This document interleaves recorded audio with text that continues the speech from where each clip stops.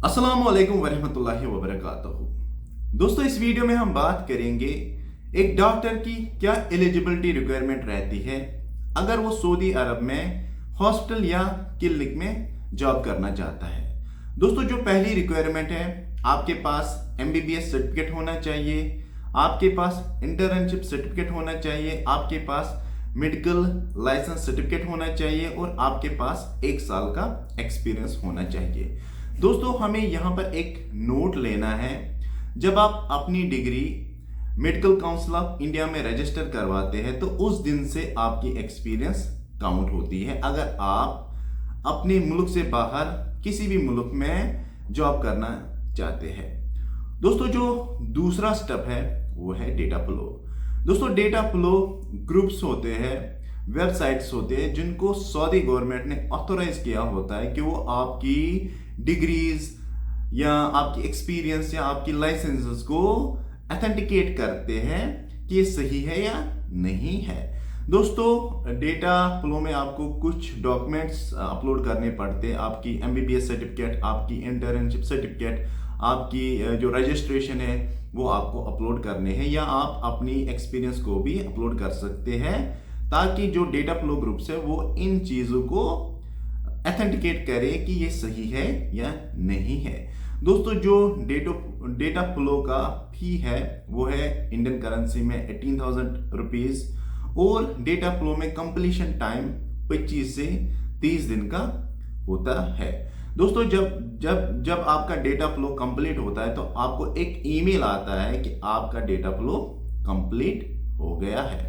उसके बाद दोस्तों, जो तीसरा स्टेप है, आपको मुमारिस में एक रजिस्ट्रेशन करवानी होती है और आपको फिर लॉगिन करवाना पड़ता है ताकि आप अपने डॉक्यूमेंट्स को अपलोड करें, आप अपनी डेटा फ्लो रिपोर्ट को उसमें अपलोड करें और जो मुमारिस का टाइम होता है वो 3 दिन में आपको एक ईमेल करता है कि आप डॉक्टर के लिए एलिजिबल है या नहीं है। दोस्तों, आपको एक एलिजिबल आईडी दिया जाता है जो 1 साल के लिए वैलिड होता है। उसमें आप 3 अटेम्प्ट एग्जाम दे सकते हैं।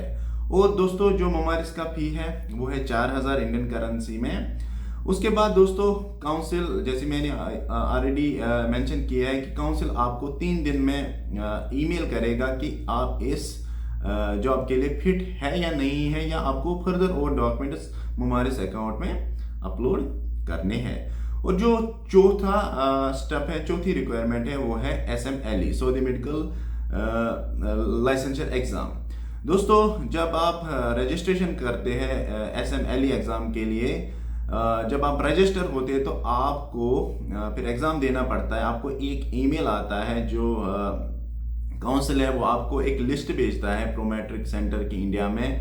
तो आप अपने नियरेस्ट सेंटर में अपना एग्जाम दे सकते हैं और इसका फी जो होता है वो नियरली अबाउट 18 से 20 हज़ार का फी होता है और आप फिर एग्ज़ाम के लिए एलिजिबल बनते हैं। और जब आप एग्ज़ाम में पास होते हैं तो फिर आप लाइसेंस के लिए अप्लाई करते हैं। दोस्तों, इसमें 200 क्वेश्चंस होते हैं और आपको पासिंग मार्क जो है वो है 560 आउट ऑफ 800 में सिक्योर करने पड़ते हैं, तो तब आप लाइसेंस के लिए अप्लाई करते हैं।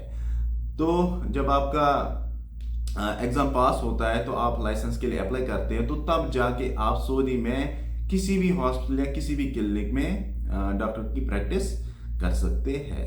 दोस्तों, इस वीडियो में हमने डॉक्टर की जो एलिजिबल रिक्वायरमेंट्स है डिस्कस की है। पहले आपके पास डिग्री होनी चाहिए, आपके पास इंटर्नशिप सर्टिफिकेट होना चाहिए, आपके पास मेडिकल लाइसेंस होना चाहिए और 1 साल का एक्सपीरियंस होना चाहिए। पहला स्टेप है। उसके बाद डेटा फ्लो ग्रुप्स होते हैं, वो आपकी डिग्री को ऑथेंटिकेट करते हैं। उसके बाद मुमारिस में आपको अकाउंट बनाना पड़ता है, आपको डॉक्यूमेंट्स वहाँ पे अपलोड करने होते हैं। उसके बाद मुमारिस आपको एक एलिजिबल आईडी देता है जो 1 साल के लिए वैलिड होता है और उसमें आप 3 अटेम्प्ट एग्ज़ाम दे सकते हैं। उसके बाद आपको एग्ज़ाम देना होता है जिसको हम SMLE एग्ज़ाम बोलते हैं, सऊदी मेडिकल लाइसेंसर एग्ज़ाम। वो आप अपनी ही मुल्क में किसी भी नियरेस्ट प्रोमेट्रिक सेंटर में दे सकते हैं, जो आपको ईमेल में दिया जाता है। आप वहाँ से नियरेस्ट एग्ज़ाम सेंटर चूज़ करके एग्ज़ाम दे सकते हैं।